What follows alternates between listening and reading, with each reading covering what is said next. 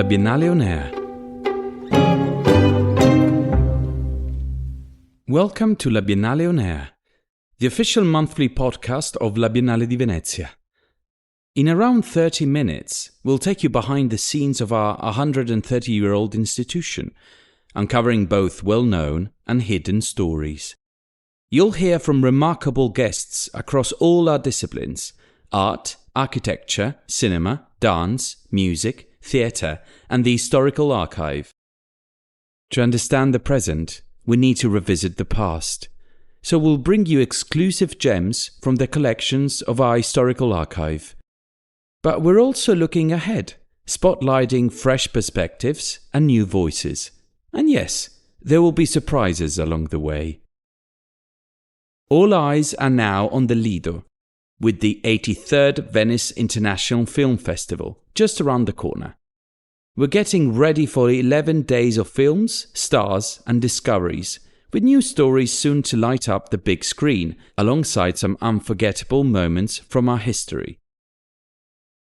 Artistic Director Alberto Barbera gives us his take on the Biennale Cinema 2026 and what audiences should look out for. We also meet Daniel Blumberg, Oscar-winning composer and member of the international jury for the Venezia 83 competition, and delve into the archives to celebrate this year's Golden Lions for Lifetime Achievement, George Clooney and Ellen Burstyn. Beyond the Lido, we return to In Minor Keys with artist Kader Attia, before turning the pages of Pandemonium, the new issue of La Biennale di Venezia Magazine, with filmmaker Bruno Forzani. The countdown is on. Venice is almost in the spotlight, and La Biennale is on air.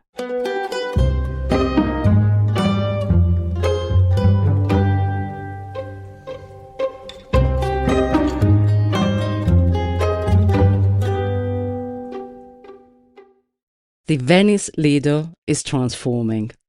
Film posters are going up, the red carpet is about to be rolled out, and soon filmmakers, stars, journalists and audiences will be flocking in from around the world for the 83rd Venice International Film Festival. In the middle of all this, we somehow managed to steal 5 minutes with artistic director Alberto Barbera. Who better than him to set the scene and tell us what kind of festival awaits us from the 2nd to the 12th of September? Alberto, every edition of the Mostra seems to capture something about the moment we are living in. Looking at this year's lineup as a whole, what do you think Venezia 83 tells us about the world today? This is probably the most political festival we had in years. Not because of our choice, it's because the contemporary cinema, the cinema made by the most important filmmakers, is a sort of a window on the most relevant contemporary problems that we have to face daily, from the news and from the newspaper and the media. All the problems there: war, Palestine,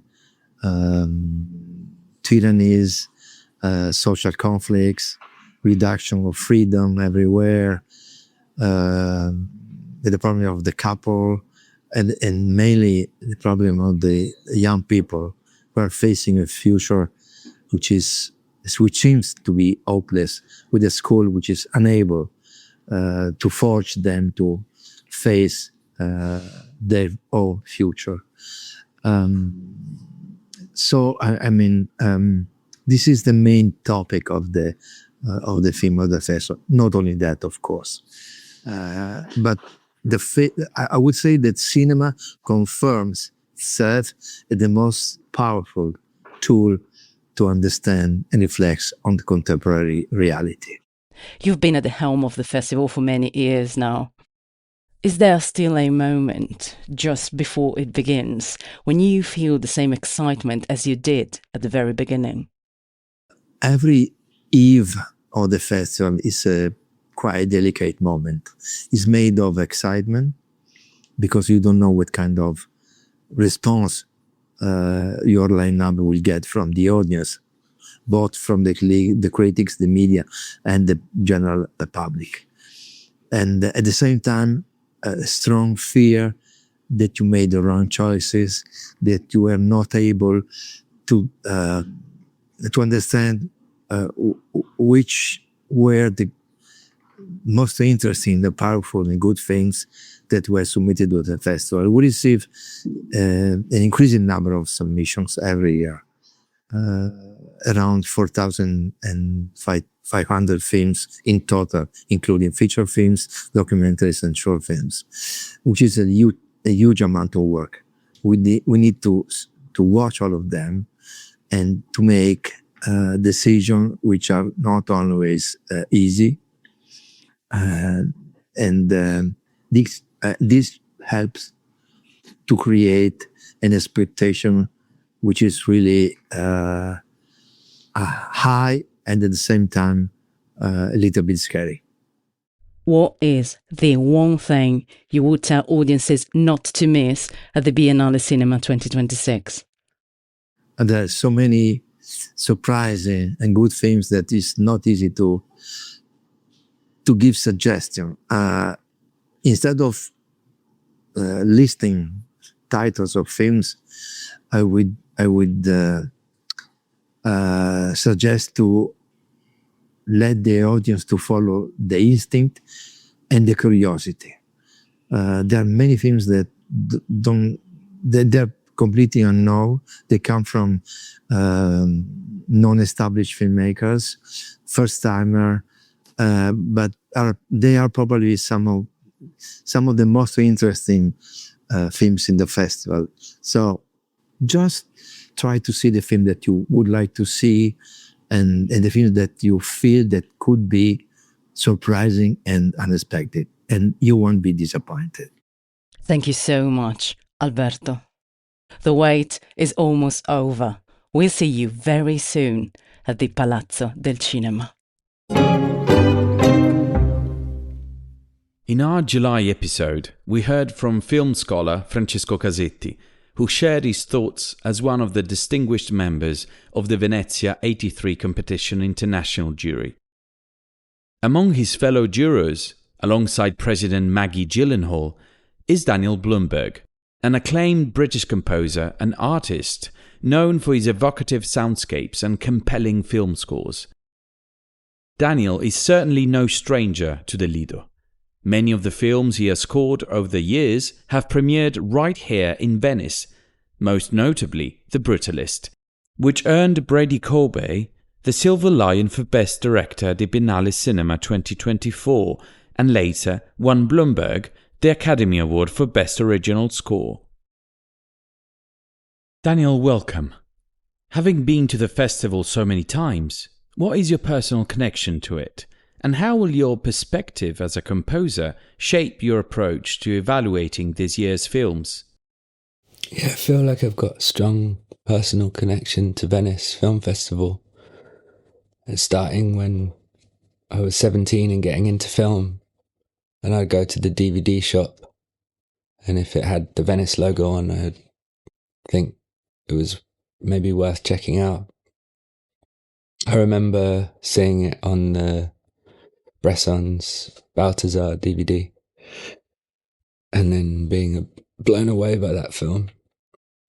And then, later when I started scoring films, actually all of the films that I've worked on have ended up having their premiere at the festival. So the first one was Peter Strickland, a short film we did together called Guo. And then two of Mona Fassvold's films, The World to Come and The Testament of Anne Lee, and Brady Corbet's The Brutalist. I remember having really late nights working on that with him and sort of imagining it being shown finally in the cinema at Venice. And it's sort of almost as an encouragement to stay up later working on it. And then last year, Gianfranco Rossi's Sotto le Nuvole had its premiere at the festival. And it's always felt quite surreal to be part of it. And particularly this year, I'm very honoured to have been asked to contribute in this way. I guess in some ways I'll have a particular perspective as a composer, but I'm also a visual artist and I make work across different disciplines. And I've always thought film is like the ultimate multimedia medium. And yeah, personally, I can be moved by cinematography just as much as the music. So anyway, I'm really looking forward to seeing all the films this year. A huge thank you, Daniel, for sharing such a personal journey with us. We wish you a fantastic experience at this year's festival. Now, it's time to celebrate two extraordinary careers and two very special guests who will be honoured at the 83rd Venice International Film Festival with the Golden Lion for Lifetime Achievement, Burstyn and George Clooney. And since La Biennale has a rather excellent memory, we thought we'd head into the vault and pull out two moments from their previous appearances in Venice, preserved in our historical archive, International Centre for Research on Contemporary Arts. First up, Ellen Burstyn. We're going back to 2020, when Ellen was in competition with Corne Mundruzzo Pieces of a Woman, written by Kata Weber. In this clip from the press conference, she talks about playing the protagonist's mother and working with Vanessa Kirby, whose extraordinary performance earned her the Coppa Volpi for Best Actress. So, let's rewind to Venice 2020. Over to Ellen. I love the way that Kata introduced the character, where she's explaining that she's been staging her furniture and her rooms, and she's staging for other people. And she demonstrates how a chair is just a chair, but then when you put a cushion on it, it becomes more attractive and beautiful. She staged it. And that's such a nice metaphor for a woman who has come from very difficult circumstances and a family that has survived the Holocaust, and their need to not have that take over, but to stage their lives, to not give in to the darkness that the family has lived through, but to find a way to put the cushion on it that will make it be acceptable. And she wants her daughter to do that in a way, in other words, to grieve in a way that is more conventional and more acceptable to people. But at the same time, when she really gets down to it, what she wants is for her daughter to really be herself, to really experience the grief, and to do what she has to do to survive, as she and her family have survived. So I think it's a beautifully written character. I love playing her, and I love being Vanessa's mother, I have to say. And now, let's wind the clock back a little further. Venice 2011, George Clooney arrives on the Lido with the Ides of March, his fourth film as a director and the opening film of that year's festival. During the press conference, George spoke about the urge to tell stories from behind the camera, a side of his career that has grown alongside his work as an actor. And here is the nice bit. 15 years later, he'll be opening the Mostra again, not with a film this time, but receiving the Golden Lion for Lifetime Achievement at the opening ceremony. before that moment arrives. Here's George Clooney in 2011.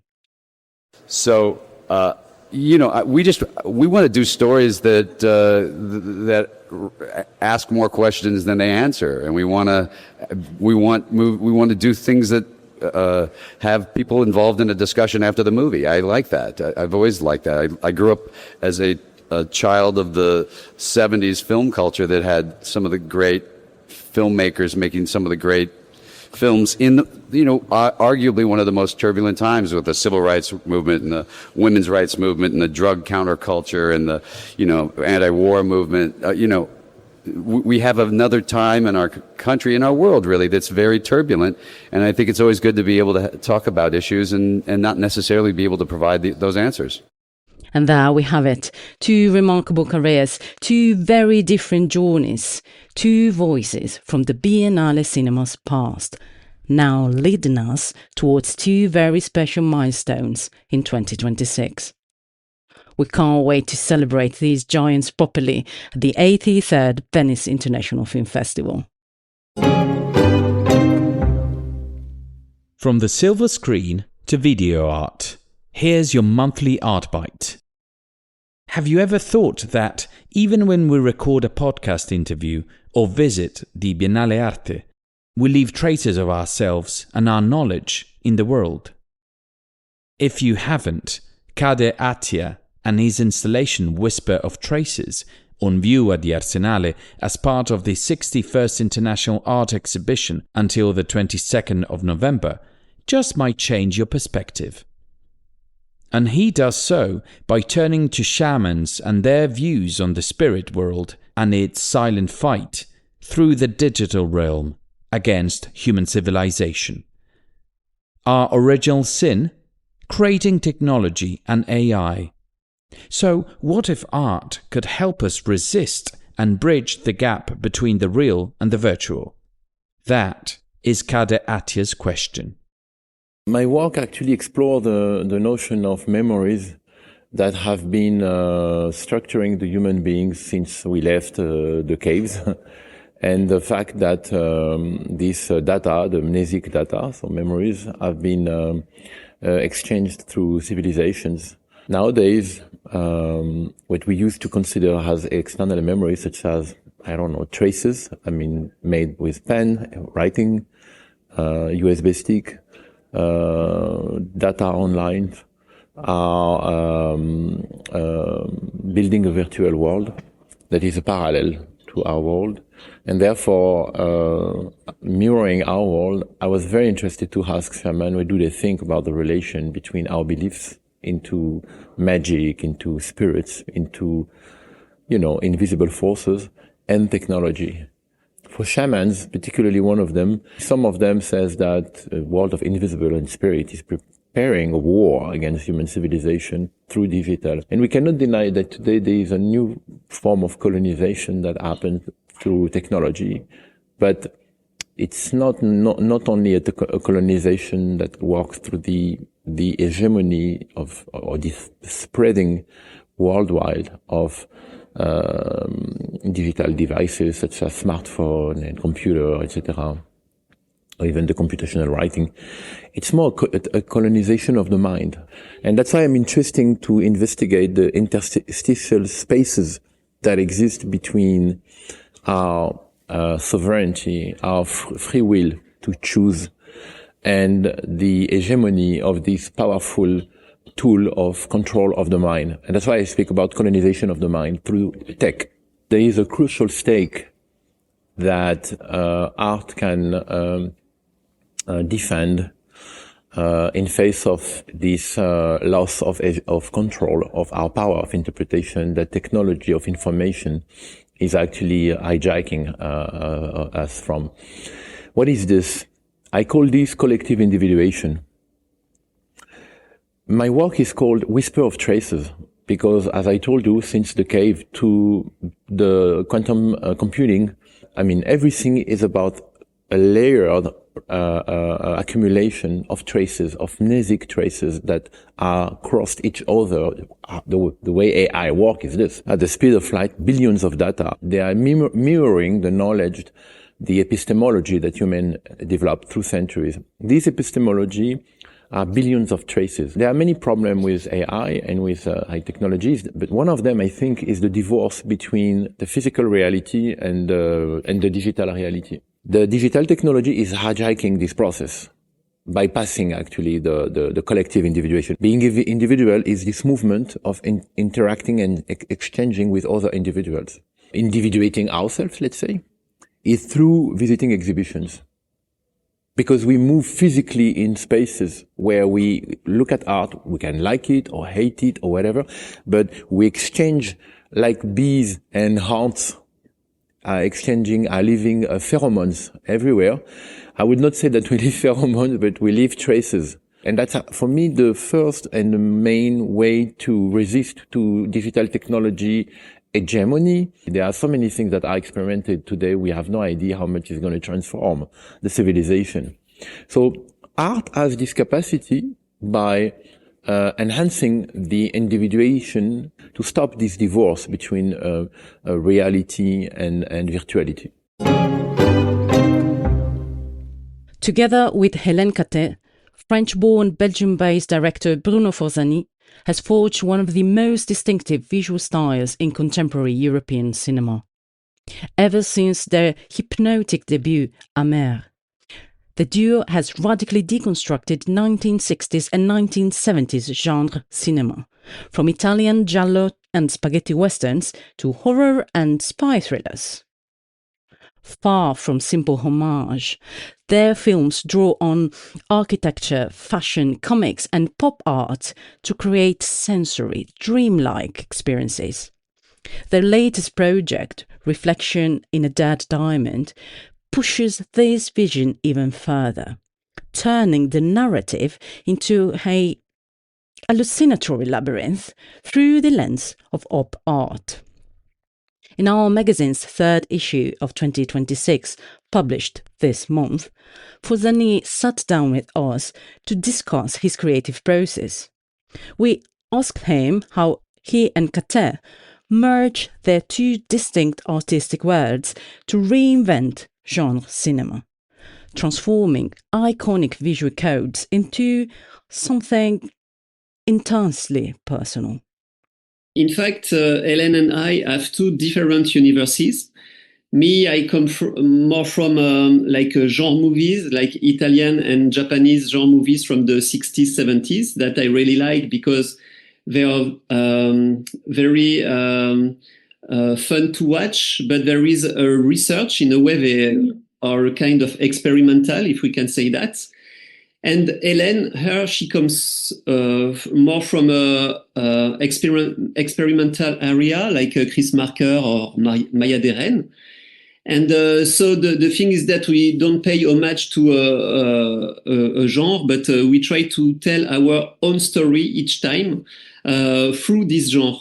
Because in fact, for instance, for giallo movies or Italian Western movies, the codes of this genre are graphic because you have two big directors behind this genre, Dario Argento and Sergio Leone.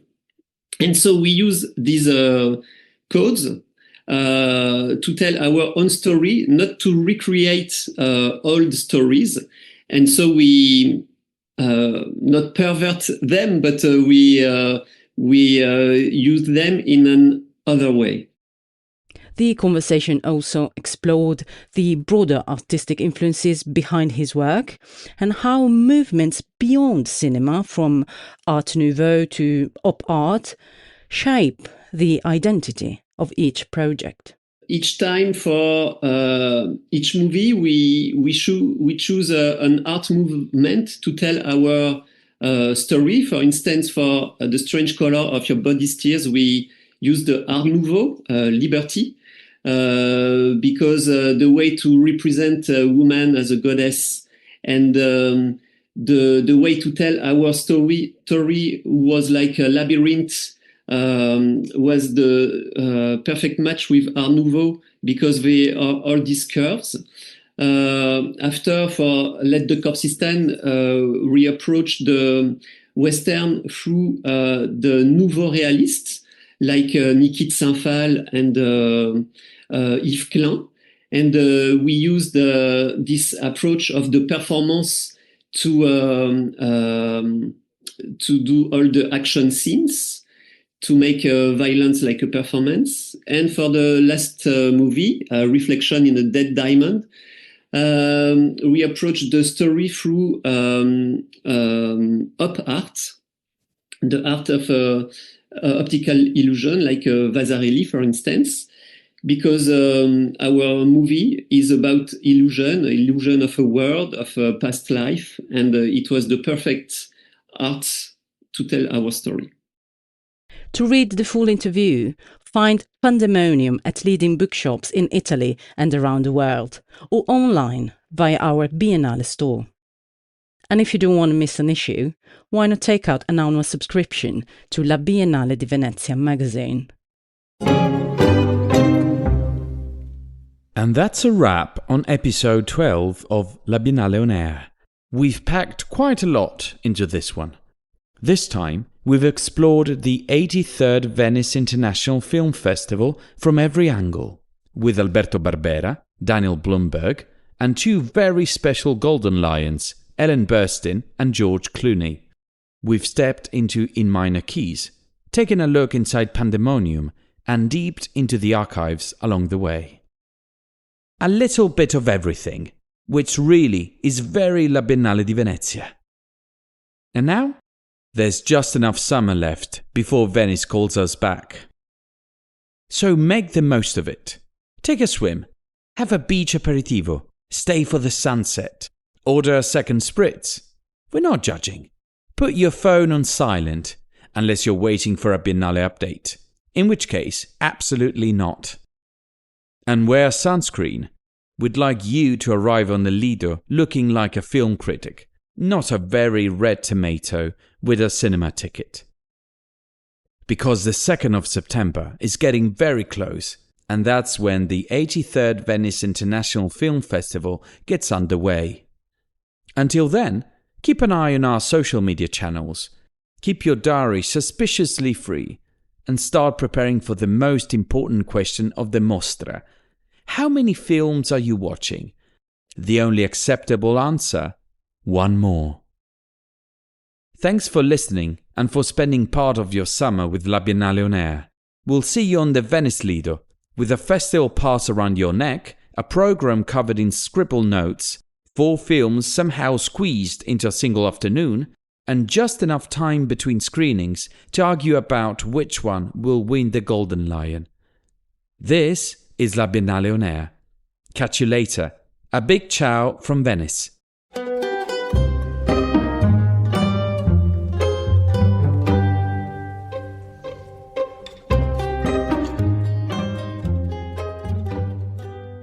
La Biennale on Air is a podcast produced by La Biennale di Venezia. The voices you're hearing are those of Stefano Patti and Matilde Vigna. Mixing and audio editing are by C3 Tecnologie e Organizzazione SRL. The podcast is curated by the editorial activities and web office and the press office of La Biennale di Venezia. Cesare Bisantis, Valentina Campana, Claudia Gioia, Ornella Mogno and Marta Zanoner.